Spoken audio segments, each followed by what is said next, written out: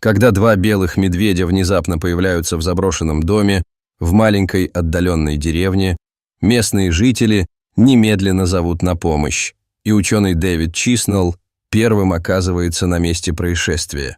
Ему поручено выяснить, почему эти животные появились в этом доме и теперь отказываются уходить.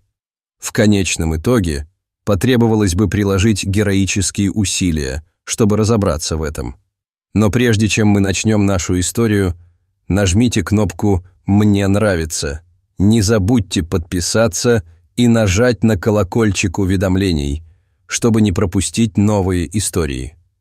То, что эти белые медведи оказались здесь, не было случайным совпадением. Нисколько.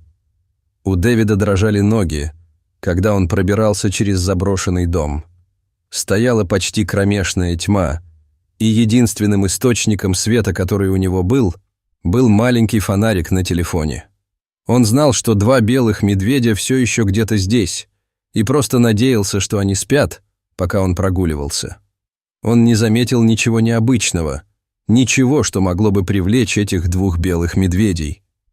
Но потом Дэвид направился в спальню, и когда он открыл дверь, ему все сразу стало ясно. Вскоре здесь уснули два белых медведя, а между ними было то, что привлекло их в этот дом. Дэвид никак не ожидал увидеть здесь такое. Но как здесь оказались эти белые медведи? Что привлекло их в этом доме, и почему Дэвид был так непреклонен о том, как это выяснить? Жители маленькой деревушки оказались в затруднительном положении, когда внезапно появились два белых медведя. Это был первый случай, когда что-то подобное случилось в этом маленьком городке. Никто не видел, откуда взялись эти медведи. Единственное, что они знали, это то, что животные забрались в один из старых заброшенных домов. Никто из людей, живших в этой маленькой деревне, не осмеливался приблизиться к животным. Люди, живущие рядом с домом, где поселились медведи, уехали погостить к своим друзьям. Кто-то должен был забрать животных отсюда. Но также необходимо было выяснить, зачем они вообще пришли. Для них было большим вопросом, почему медведи оказались в их маленьком городке. Было хорошо известно, что до деревни довольно трудно добраться. Чтобы доставить все необходимое на место, потребовалось бы по меньшей мере несколько дней для специальных работников по уходу за животными. Но кто смог появиться намного раньше всех остальных, так это ученый по имени Дэвид. Он был специалистом по диким животным, поэтому мог быть очень полезен в подобной ситуации. Когда он впервые услышал о том, что эти два белых медведя оказались так далеко от своей естественной среды обитания, ему стало чрезвычайно любопытно, в чем причина этого. Поездка заняла не менее 10 часов, но он не мог упустить такой шанс. Он ни секунды не колебался и уехал на следующее утро. Он хотел спасти этих медведей и помочь им вернуться туда, откуда они пришли. По дороге он обзванивал коллег и пытался составить план действий. Даже будучи совершенно один, он хотел знать, почему эти животные оказались здесь. Он беспокоился, что это будет действительно сложно, но, как оказалось, все прошло относительно легко. После долгого путешествия он, наконец, прибыл в деревню. Не было никаких сомнений в том, в каком доме ему нужно быть. Горожане взяли на себя смелость обнести его предупредительной лентой, и вскоре Дэвид впервые увидел причину, по которой он проделал весь этот путь. Он был взволнован этим, потому что думал, что это будет интересное дело. На крыльце дома и перед окном он увидел их. Там были два относительно небольших белых медведя. Он почувствовал, как у него екнуло сердце. Это был первый раз в его жизни, когда он увидел вблизи одно из этих великолепных созданий. Возможно, это был самый прекрасный период в его профессиональной карьере. Дэвид был в восторге от этого нового приключения. Через пару минут, после всего этого волнения, к нему присоединился и некоторый страх. Больше всего на свете ему хотелось попасть в дом и выяснить, что привлекло этих животных. Но для этого ему нужно было попасть в дом, а это было не самое простое, что можно было сделать, потому что он не знал, как поведут себя медведи. Сначала он хотел выяснить кое-что еще. Он очень хорошо знал, что белые медведи не водятся в этой части света. Так откуда же взялись эти двое? Он уже проверил, и поблизости не было зоопарков, так что они не могли сбежать оттуда. Он также проверил, есть ли какие-нибудь частные владельцы, но ничего не нашел. Поэтому для него было большой загадкой, откуда взялись эти медведи. Поговорив с местными жителями, Дэвид выяснил, что никто не видел, как эти медведи появлялись в деревне.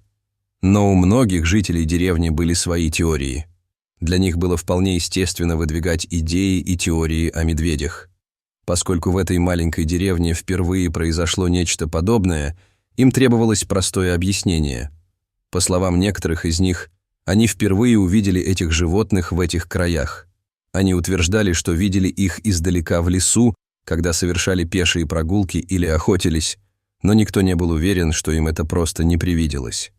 Итак, Дэвид действительно запутался во всех этих мнениях и понятия не имел, говорит ли хоть одно из них правду. Эти наблюдения за медведями начались по меньшей мере 10 лет назад, но, вероятно, в общей сложности прошло всего около 8 лет. Никто не обсуждал их раньше, так как они боялись, что люди подумают, что они сошли с ума, потому что увидеть белых медведей поблизости было практически невозможно. Еще 2 дня назад это было фактом. Наиболее вероятным сценарием было то, что эти медведи жили в этих местах какое-то время. Дэвид все еще не был уверен в том, как они вообще могли сюда попасть. Он подозревал, что в этом могло быть какое-то участие человека. Но он не знал точно, как люди могли повлиять на этих 2 белых медведей. Итак, если эти медведи жили здесь долгое время, что же привлекло их к этому старому дому сейчас? Жители деревни рассказали ему, что дом стоял в таком состоянии уже много лет. Медведи. Сколько они себя помнили, в этом доме никто не жил.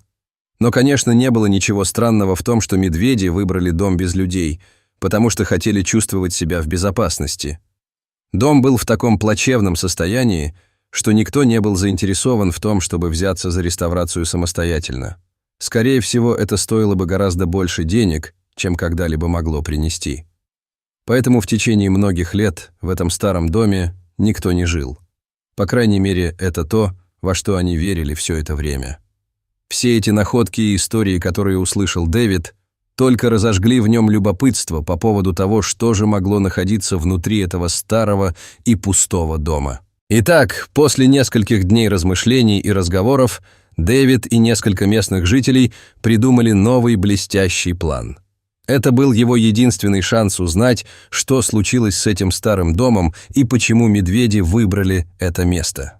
У них был лучший шанс проникнуть туда, когда оба животных спали. Но им нужен был способ почти гарантировать это, прежде чем можно было бы даже попытаться. В случае, если бы эти медведи не спали, это стало бы для них серьезной проблемой. Они хотели обезопасить себя, потому что даже если эти белые медведи были маленькими, это не значит, что они не были дикими животными. В итоге сельчанам пришлось по очереди дежурить возле дома и поднимать много шума, чтобы медведи вообще не спали. Они хотели вымотать животных, чтобы те засыпали легче и крепче. Однако это имело некоторые потенциально опасные последствия для их физической целостности. Белые медведи становились все злее и злее, и был хороший шанс, что они смогут наброситься на людей, которые производили весь этот шум. Но, к счастью, они приняли некоторые меры предосторожности. Это был очень сложный план, и они хотели подготовиться к любому случаю. Поэтому они решили, что человек, который находился рядом с домом и производил весь этот шум, никогда не будет одинок. Им пришла в голову мысль, что рядом с ним всегда будет кто-то или машина, готовые забрать его и спасти. В случае, если белые медведи выйдут, готовые напасть на человека, его можно будет быстро отвезти в безопасное место. Но, к счастью, как ни странно, этого так и не произошло. Даже если белые медведи, казалось, были по-настоящему рассержены этими людьми и шумом, они все равно отказывались выходить из дома. Это также дало понять Дэвиду, что войти в дом, где они все еще находились, было его единственным выходом. Он знал, что это будет действительно трудно и опасно, но рискнул всем. Когда Дэвид наконец пробрался в дом и в спальню, где спали белые медведицы, он обнаружил, что одна из них на самом деле родилась здесь подменышей и, скорее всего, не хотела выходить из дома, так как хотела защитить малышей.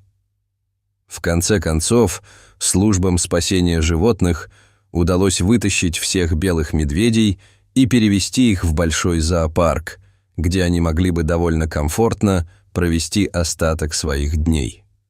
Дом все еще заброшен и, вероятно, будет заброшенным до тех пор, пока природа в конце концов не восстановит его.